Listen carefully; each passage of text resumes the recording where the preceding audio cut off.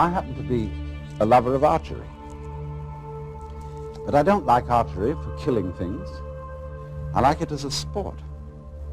But what I like most of all is to set an arrow free, like it were a bird. You know, when it gets far up in the sky, whee! You watch it. And it suddenly turns and drops. What is it that fascinates us about that? Because it's not useful. It doesn't really achieve anything that we would call purposive work. It simply is what we call play. But in our culture, we make an extremely rigid division between work and play. You're supposed to work in order to earn enough money to give you sufficient leisure time for something entirely different called having fun or play. Imagine, too, if you were a bus driver. A bus driver is ordinarily considered an absolutely harassed person. He's got to watch out for all the laws, all the competing traffic, the cops, the people coming on board giving their fares, and he has to give them change. And if he has it in his head that this is work, it will be hell. But let's suppose he has a different thing in his head. Supposing he has the idea that moving this enormous conveyance through complicated traffic is a very, very subtle game. And he has the same feeling about it that you might have if you were playing the guitar or dancing. And so he goes through that traffic, avoiding this and avoiding that, and taking a fare like this, and he makes some music of the whole thing. Well, he's not going to be tired out at the end of the day. He's going to be full of energy when he gets through his job. The art of washing dishes is that you only have to wash one at a time. If you're doing it day after day, you have in your mind's eye an enormous stack of filthy dishes which you have washed up in years past, and an enormous stack of filthy dishes which you will wash up in years future. But if you bring in your mind to the state of reality, which is, as I've pointed out to you, only now. This is where we are. There is only now. You only have to wash one dish. It's the only dish you'll ever have to wash, this one. You ignore all the rest, because in reality, there is no past and there is no future. There is just now. So you wash this one. And instead of thinking, have I got it really clean, as my mother taught me with an angry voice, that I had to get every little scrap off it, and she got angry at you. Instead, you turn the cleaning movement into a dance. Like this. And you dig that. And you swing that plate around. And you let the rinsing water go over it. And you put it off in the rack. Crazy. See? Take the next one.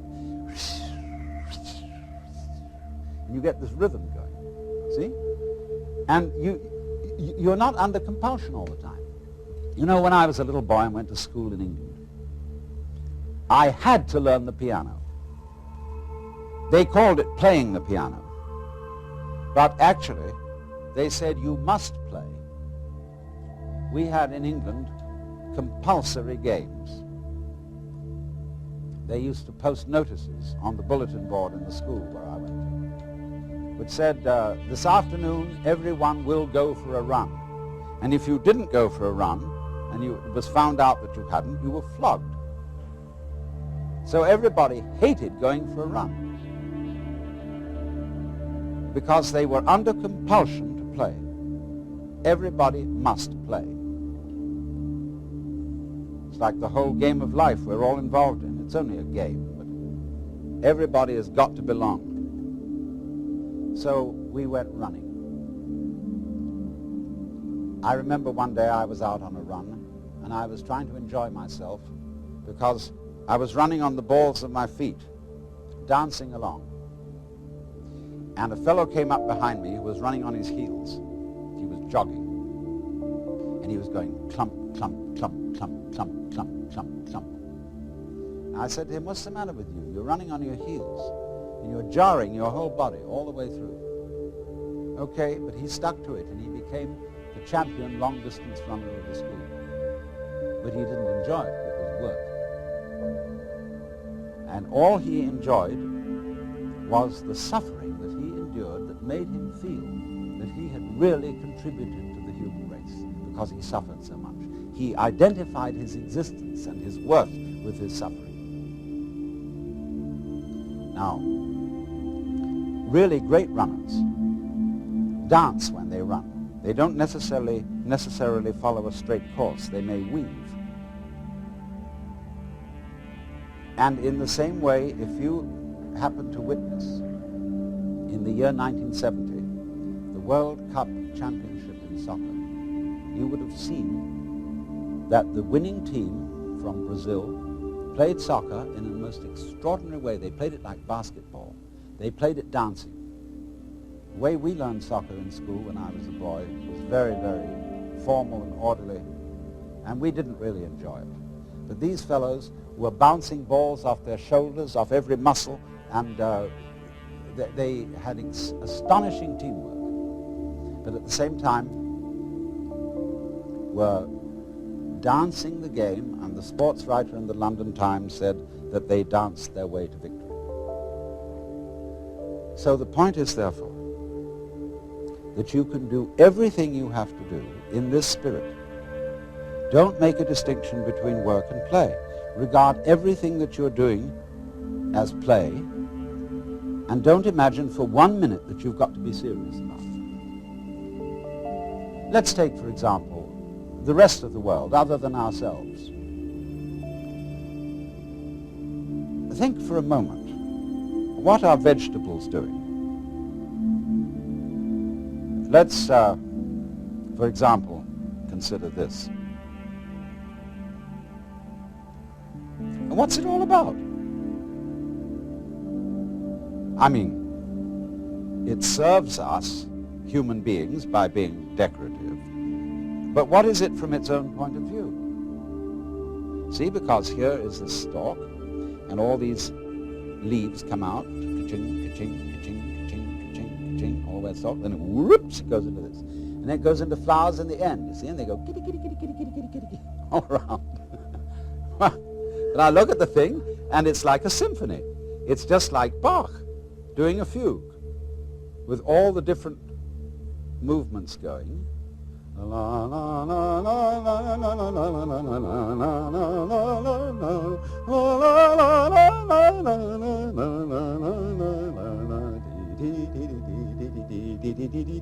that's what it's about. When you say it's using up air, it's using up energy, it's really not doing anything except being ornamental. And yet here's the whole vegetable world. Not only cactus plants like this, but all trees, roses, tulips, and edible vegetables, cabbages, celery, lettuce. They're all doing this dance. And what is it all about? Why do they do it? Well, we say, one must live. It's necessary to survive. You know, you really must go on. It's your duty. It's your duty to your children. But you see, the thing I feel is if you bring up your children that way and tell them that they ought to be grateful to you because you're doing your duty towards them, they will learn to bring up their children in the same way, and everybody will be depressed. There really is no necessity to go on living.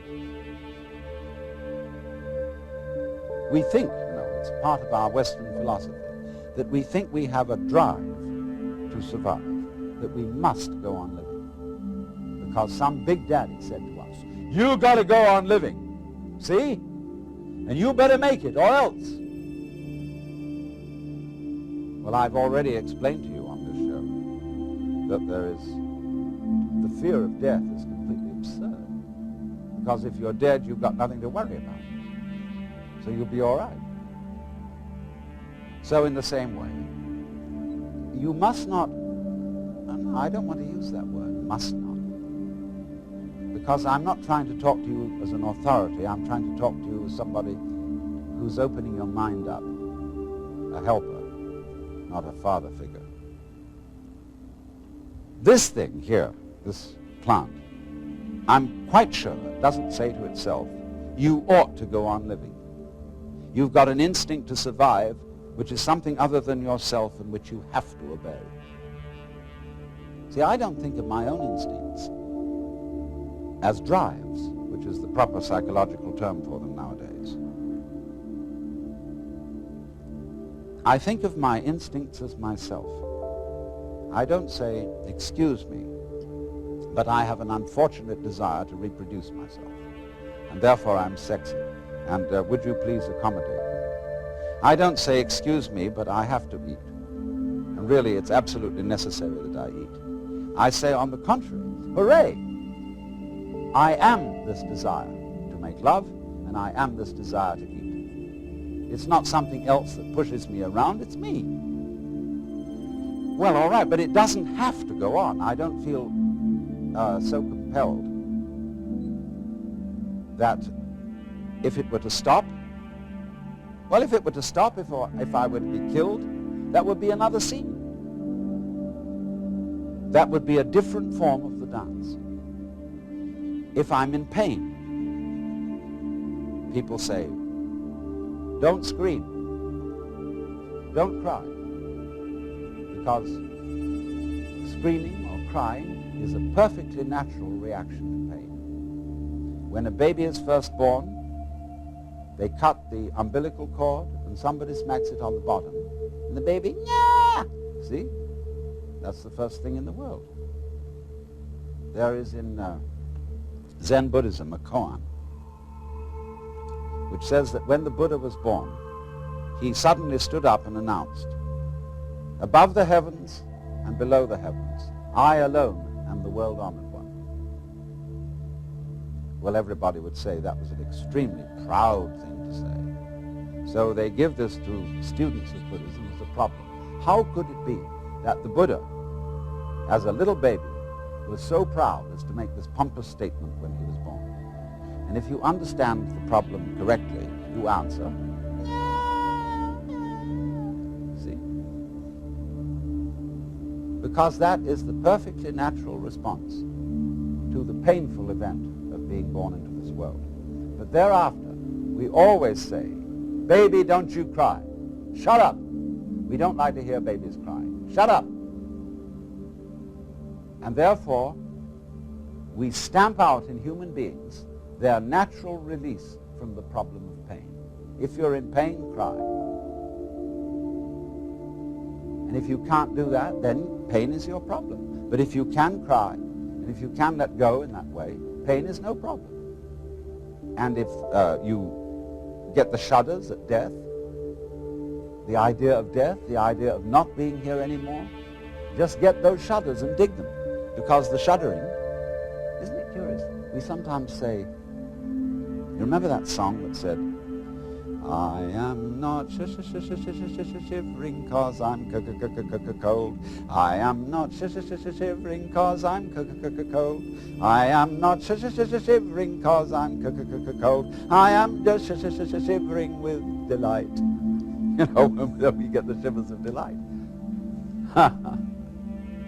So all these emotions that we have, the emotions of uptightness, dread, shivers, horrors, can be interpreted in other ways.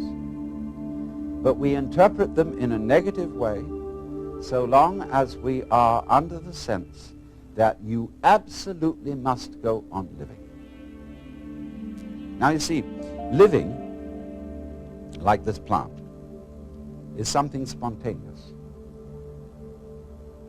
In Chinese, the word for nature is zhiran, which means that which happens of itself, not under any control of an outside boss.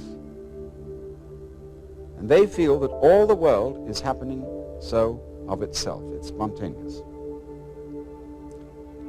And so you stop this spontaneous flowering of nature cold if you tell it you must do it. It's like saying to someone, you must love me.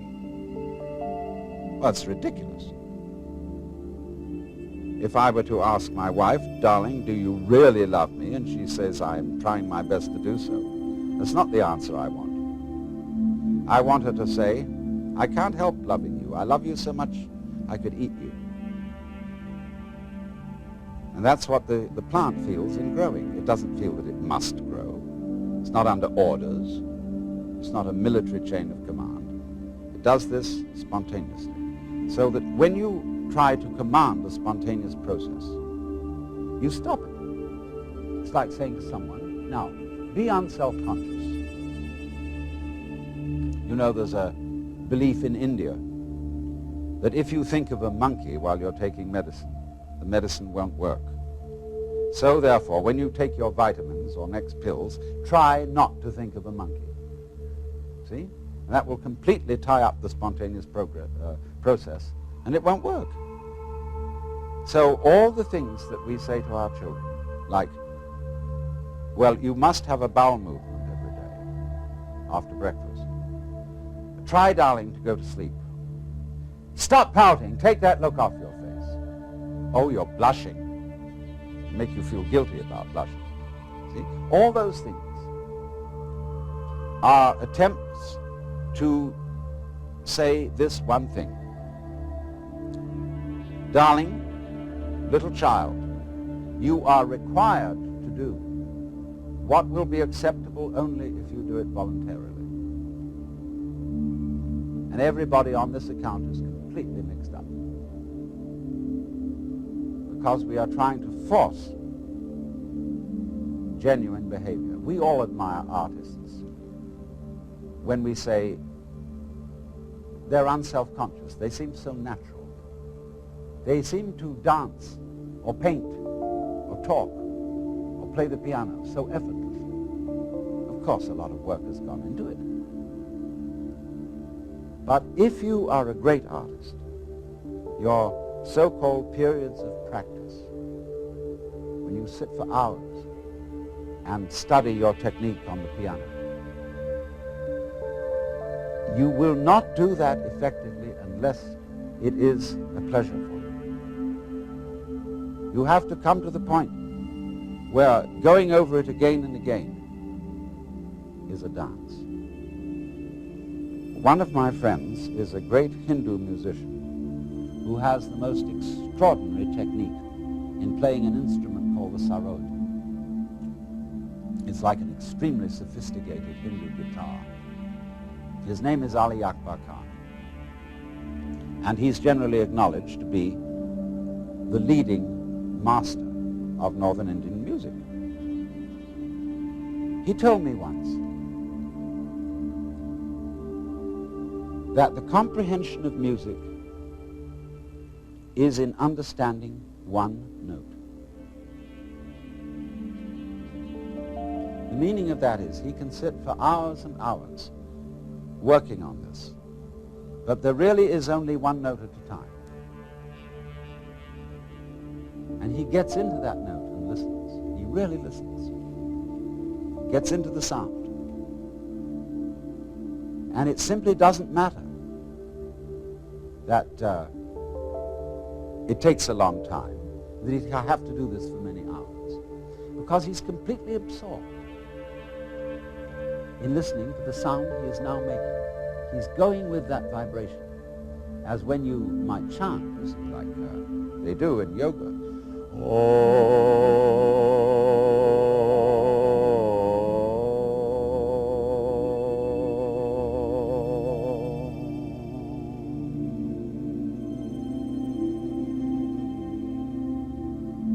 can keep that up for hours. Now, what is this? See, this is the real secret of life. To be completely engaged with what you're doing in the here and now. And instead of calling it work, realize that this is play. In Hindu philosophy, the whole creation is regarded as the Vishnu Leela. That means the play of Vishnu. Leela means dance or play, and from it we get our word lilt. They also, in Hindu philosophy, call the world an illusion. And in Latin, the root of the word illusion is ludere, to play. Because all this going on, the swinging of the ball, the pattern in which the flower goes, is just to swing. And if you take it seriously and say, are you doing anything useful? Useful for what? Useful to go on. But if you take that attitude to going on becomes a drag. Survival becomes a sweat, and it's not worth it. And if you teach your children, and they'll imitate you, they'll treat survival as a sweat which they have to undergo, they have to keep going on, and they'll teach their children to do it, and the whole continuation of the human race will be a drag, which is in fact what it's become because of this attitude, and this is the reason why we've invented the atomic bomb and are preparing to commit suicide.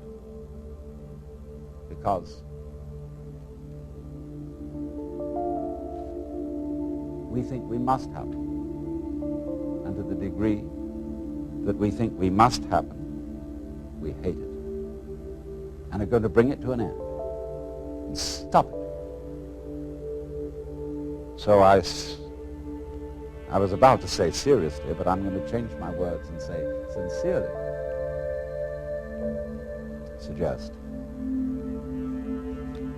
You know, I'm not, in talking to you, I'm not preaching. I'm not actually serious, because I'm really with this rather than any kind of deep philosophy and so on. So I suggest to you sincerely.